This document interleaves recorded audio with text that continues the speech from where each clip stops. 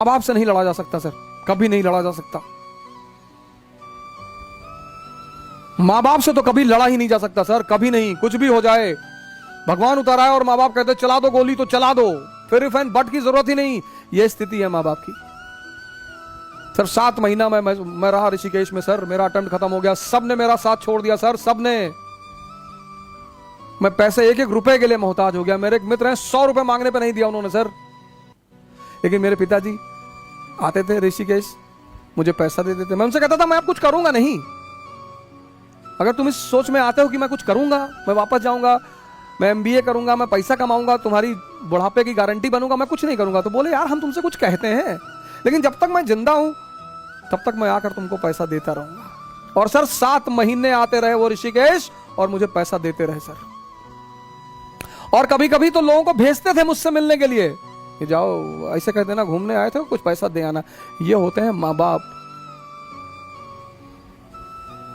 आदमी को पहचानना है ना, तो उसको ये देखो कि इसके माँ बाप के प्रति कैसा रवैया है।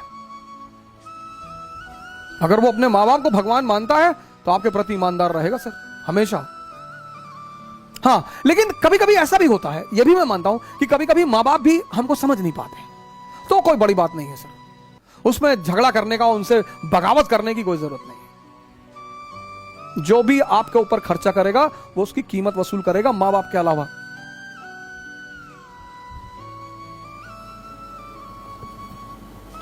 हर वो चीज जो इस परिवर्तन को करती है, हमने मजाक बना दिया। पंडित रविशंकर, अरे उनकी हिस्ट्री पता है, क्या करेंगे वे हिस्ट्री जान के। हर संत, ज्यादातर संत जीवन के शुरुआत में शैतान ही रहे हैं, इसमें कौन सी बड़ी बात। जो यहां पे रहा है, अगर आप इंद्रियों पे जी रहे हैं और आपका खाने में रुचि है, पीने में रुचि है, स्त्री में रुचि है, पुरुष में रुचि है, वो कोई बुरी बात ही नहीं है। वो तो सर आप इस स्तर पे जी रहे हैं इसलिए है, समझिएगा इस बात पे। वो तो आप इस स्तर पे जी रहे हैं इसलिए है सर, और ये ताकत है सर। इसीलिए उस घोड़े की लगाम इसके हाथ से निकालकर, इस अंधे के हाथ से निकालकर इस आंख वाले के हाथ में देने के ध्यान कहते हैं।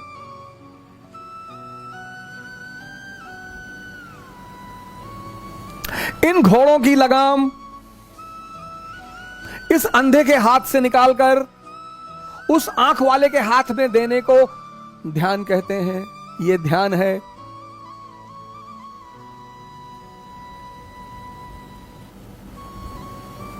तो जो ध्यान क्या है, ये समझ में आया? बड़ा कंफ्यूजन